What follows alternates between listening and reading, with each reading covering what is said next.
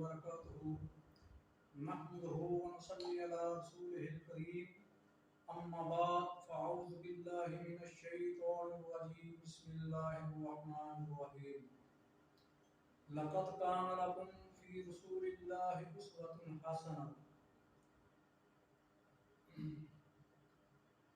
برادران اسلام، اللہ رب العزت نے اس دنیا کائنات میں جتنے بھی پیغمبر اور نبی انسانیت کی ہدایت کے لیے مبعوث فرمائے، ان تمام میں سے نبی آخر الزمان جناب محمد مصطفیٰ صلی اللہ علیہ وآلہ وسلم شان کے لحاظ سے، مقام کے لحاظ سے تمام انبیاء میں سے افضل ہیں، بہترین ہیں،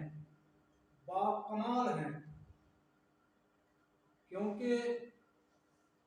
آپ کی شان، آپ کی عظمت، آپ کی رفعت، آپ کی بلندی تمام انبیاء سے بڑھ کر ہے، اور آپ کو اللہ رب العزت نے امت مسلمہ کے لیے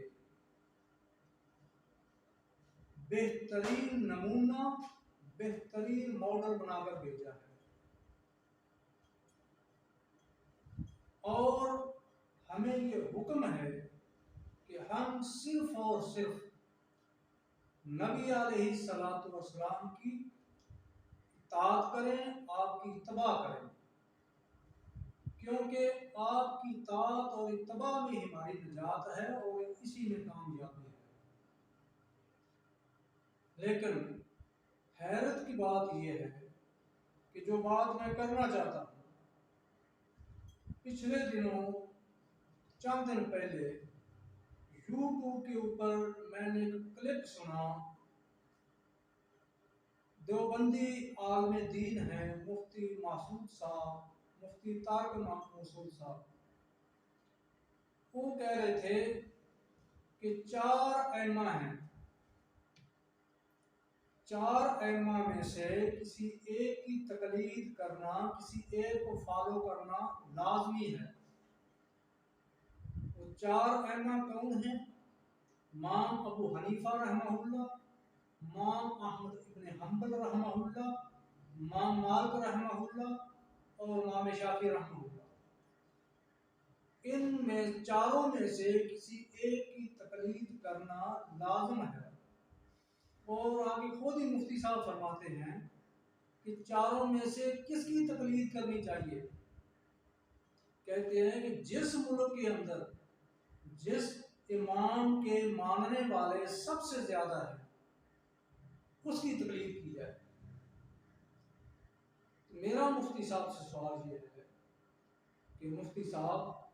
پہلی بات تو یہ ہے کہ امام 4 ہی کیوں ہیں؟ کیا امام بخاری امام نے، امام مسلم امام نے، امام ترمذی، امام نسائی، امام ابو داؤد، امام ابن ماجہ، جنہوں نے ذخیرہ حدیث کو جمع کیا،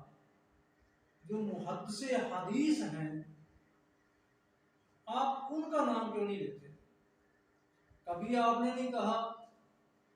کہ فلاں امام کی، امام بخاری کی بھی تقلید کی جائے، امام مسلم کی بھی تقلید کی جائے؟ یہ آپ کے سوال کے اوپر میں بات کر رہا ہوں، ورنہ تقلید کا کو نہ قرآن میں حکم ہے نہ حدیث میں حکم ہے۔ فرض محال مان لیتے ہیں کہ 4 ائمہ میں سے کسی ایک کی تقلید لازمی ہے، تو مفتی صاحب یہ کس قرآن کی آیت کا ترجمہ ہے یا کس حدیث میں لکھا ہوا ہے کہ 4 میں سے کسی ایک کی تقلید کرنا لازمی ہے؟ پھر آپ کے پاس کیا گارنٹی ہے کہ 4 کی بات بالکل عین قرآن و حدیث کے مطابق ہے؟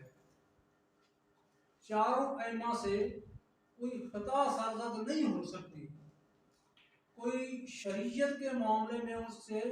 کوئی غلط فہمی نہیں ہو سکتی۔ کیا اس بات کی کوئی گارنٹی ہے آپ کے پاس؟ دوسری بات،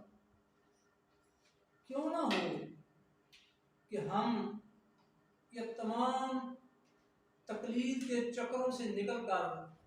فرقہ بندی چھوڑ کر، ہم اس امام کی اتباع کریں جس امام کو ان چاروں ائمہ نے بھی مانا ہے، جس امام کو جو 12 اہل تشیع کے امام ہیں انہوں نے بھی مانا ہے، اور جس امام کو دیگر ائمہ نے بھی مانا ہے، اور جس امام کی اقتداء میں تمام انبیاء نے معراج کی رات نماز ادا کی اور ان کو امام الانبیاء ہونے کا شرف ملا، کیوں نہ ہو کہ ہم بجائے تقلید کے ہم نبی علیہ السلام کی اطاعت کریں، اتباع کریں، جن کی بات شریعت ہے، جن کی بات کے اندر کوئی نقص نہیں، کوئی غلط فہمی نہیں، جو اللہ کی وحی کے علاوہ بات ہی نہیں کرتے، جن کو اللہ رب العزت نے قیامت تک کے لیے ہمارے لیے نمونہ بنا کر بھیجا ہے، اور ان کی بات کے اوپر عمل کرنا، ان کی اتباع کرنا ہی ہمارے لیے ضابطہ حیات ہے، ضابطہ ہدایت ہے، ضابطہ رہنمائی ہے، جنت جانے کا سبب ہے، جہنم سے بچنے کا ذریعہ ہے۔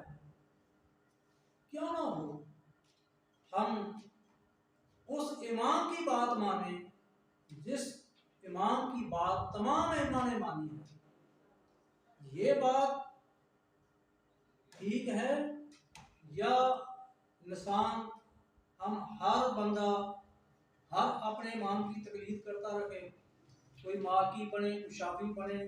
کوئی حنبلی بنے، کوئی حنفی بنے، کیوں نہ ہو کہ ہم تمام کے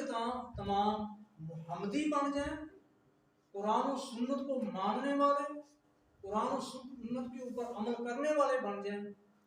اور اس فرقہ وریت جیسی لعنت سے ہمیں چھٹکارا مل جائے، جس سے اللہ رب العزت نے بھی منع فرمایا ہے، وَاعْتَصِمُوا بِحَبْلِ اللَّهِ جَمِيعًا وَلَا تَفَرَّقُوا۔ اللہ رب العزت نے فرمایا کہ میری رسی کو مضبوطی سے تھام لو اور فرقوں میں تقسیم نہ ہو، مختلف جماعتوں میں، مختلف گروہوں میں تقسیم نہ ہو۔ تو جب ہم اس رسی کو تھامیں گے تو پھر نہ کوئی وہ رسی کون سی ہے، وہ کتاب اللہ و سنت رسول ہے، اللہ کا قرآن ہے، رسول اللہ کا فرمان ہے۔ جب ہم اس رسی کو تھامیں گے، اس کے اوپر عمل کریں گے، پھر نہ کوئی حنبلی رہے گا، نہ مالکی رہے گا، نہ شافعی رہے گا، نہ حنبلی رہے گا، پھر ہم تمام کے تمام محمدی ہوں گے اور مسلمان ہوں گے۔ یہ ایک سمپل یا مفتی صاحب آئیڈیا ہے آپ کو، اگر آپ کی سمجھ میں آ جائے کہ ہم مختلف ائمہ کو ماننے کے بجائے ہم ایک امام کی اتباع کریں، ایک امام کی اطاعت کریں، جس سے ہماری نجات ہو سکے۔ اللہ ہم سب کو کتاب و سنت کے اوپر عمل کرنے کی توفیق عطا فرمائے۔ وما توفیقی الا باللہ۔ السلام علیکم۔